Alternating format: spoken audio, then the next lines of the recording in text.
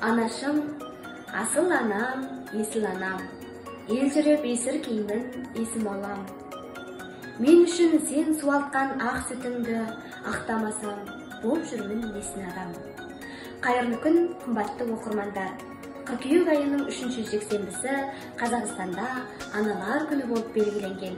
Осы мерекеге орай кітапханамыздың тұрақты әрі кішкентай оқырмандары нөмірі 43-ші мектептің 2-ші сынып оқушылары өз аналарына деген ыстық лебіздерін жолдаған болатын. Ендеше қабыл алыңыздар. Мен мамаға денсаулық тілеймін. Менің тілегім. Ана мейірімді жан. Аналар маманың көзімен, жақ маманың бәрінен бәрінен. Мен анамды жақсы көремін. Азақ өмір тілеймін. Мен анашыма жақсылық тілеймін. Анашым, денсаулығыңыз мықты болсын. Ана, мен сені жақсы көремін. Анашым, бақытты болыңыз. Анашым, сен ең жақсысың. Анашым, мен жақсысын көрегем. Анашым, мен саған ұзақ өмір тілеймін. Анашым, мен сені жақсы көрем, жолың ұзақ болсын.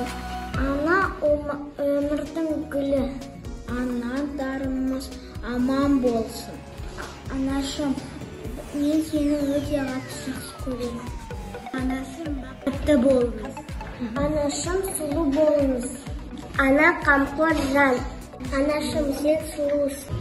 Анашым, жолыңыз ашық болсын. Анашым, сұлу болыңыз. Ана әлемнің шамшырағы, бесіктің иесі, өмірдің керегесі.